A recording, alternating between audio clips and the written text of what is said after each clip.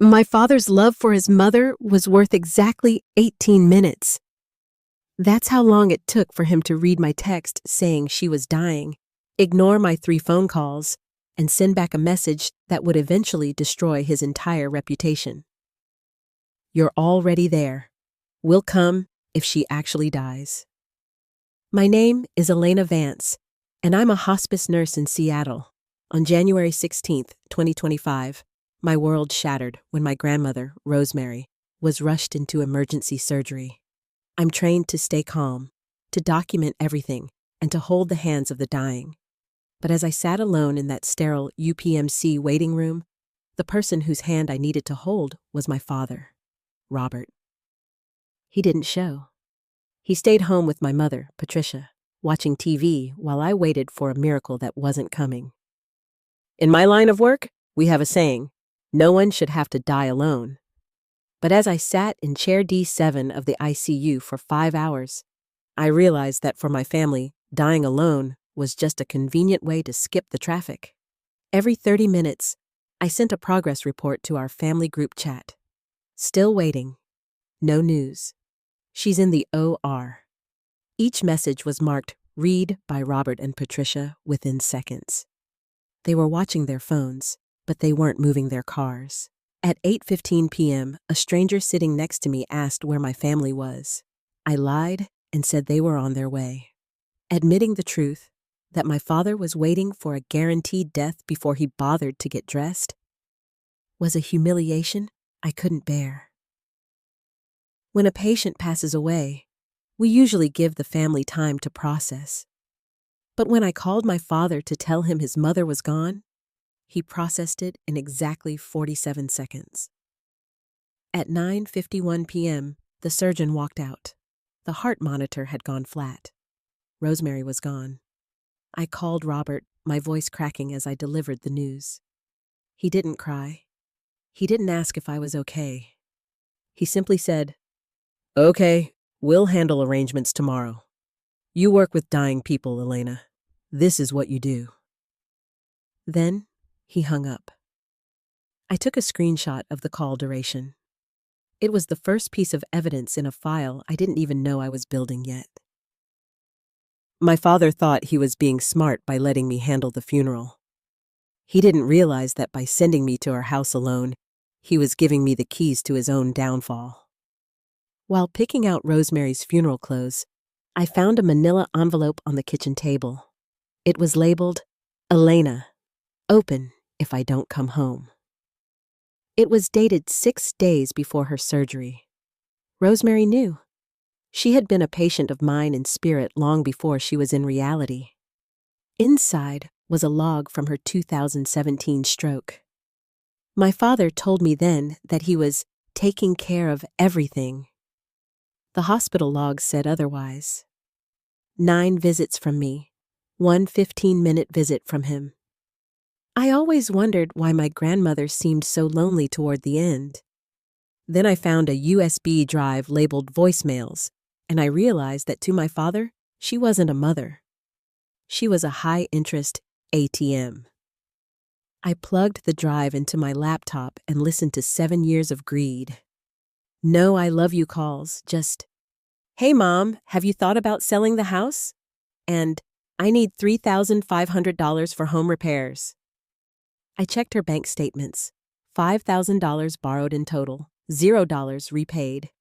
He was asking for real estate advice while she was in a rehab center learning how to walk again. I sat in her empty kitchen and felt a cold, professional rage. The funeral was supposed to be my father's moment to play the grieving son, but then the pastor pulled out a letter sealed with red wax, and the entire church learned the truth about Robert Vance. Robert sat in the front pew, dabbing his eyes for the cameras. But after the eulogy, Pastor Miller dropped the bomb. Rosemary had left a note. "If Robert is here, do not let him speak for me. Give this to Elena privately." The room went silent. Robert stood up, his face turning an ugly shade of red, but the pastor stood his ground. I took the letter to the back of the church. Rosemary's words were clear. He wanted what I owned, not who I was. The house is yours, Elena. I thought the letters were enough. Then I found a hidden camera on my grandmother's bookshelf, and I heard my parents planning to sell her house while she was still alive in the next room. Rosemary had hidden a wireless camera on her bookshelf. I logged into the cloud account and found a video from December 19th. My parents were standing in her living room, whispering about contractors and staging. Robert laughed on tape, saying, "Trust me, she hasn't updated her will since 1990. We're the next of kin. We'll sell this place and finally take that trip to Europe." My mother, Patricia, didn't stop him. She just asked how long they'd have to wait. When my father realized I had the real will, he didn't apologize. He did something much worse. He tried to bribe a notary to fake a new one. On February 3rd, Robert filed a contest against the will, claiming I had manipulated a senile old woman. But he made a fatal mistake. He went to a local notary named Kathleen, trying to get her to backdate a fake 2023 will that split the house 50-50. What he didn't know was that Kathleen was the same notary Rosemary had used to finalize her actual will just weeks prior. She called me immediately. My father wasn't just neglectful anymore. He was a criminal. In court, my father's lawyer argued that I was a greedy nurse who preyed on the elderly. Then we played the video of my father planning his Europe trip while my grandmother was still breathing. The courtroom was silent as the video played. Robert's face went from red to gray. We presented the visitor logs, the ignored texts, and the notary's testimony about the attempted forgery. The judge didn't even take an hour to decide. He called my father's actions morally reprehensible and dismissed the case with prejudice. Robert stormed out, but I didn't watch him leave. I was looking at my mother, who couldn't even meet my eyes. My father got exactly what he wanted.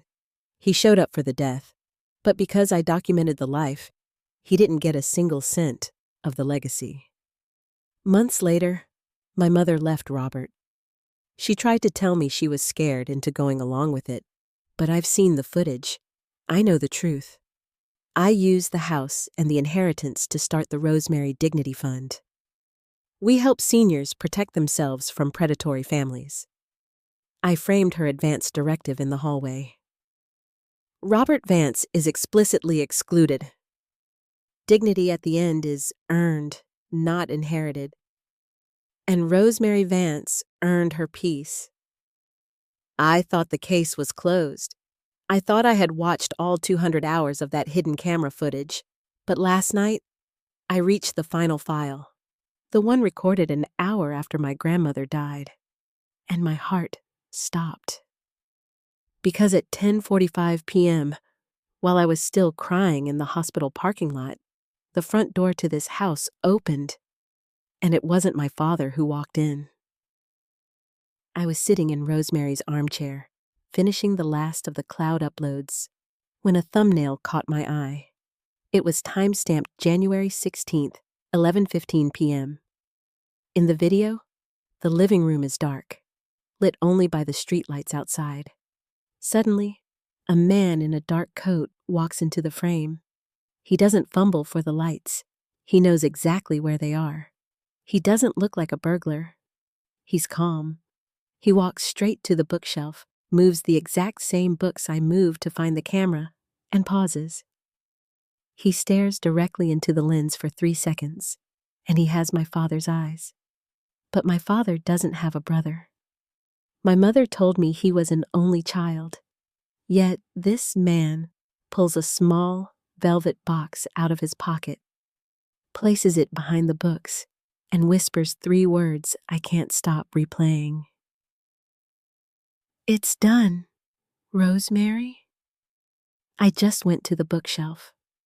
The box is there, and inside is a key to a safe deposit box in a bank I've never heard of, registered to a name I've never seen, Julian Vance. Who is Julian? Why did my grandmother trust a stranger more than her own son? And what is inside that vault that was worth a 30-year secret? If you want to see what happens when I take this key to the bank tomorrow morning, comment the word secret below. Because I think the story of the $12 million inheritance was just the beginning. I'll post the update as soon as the vault opens.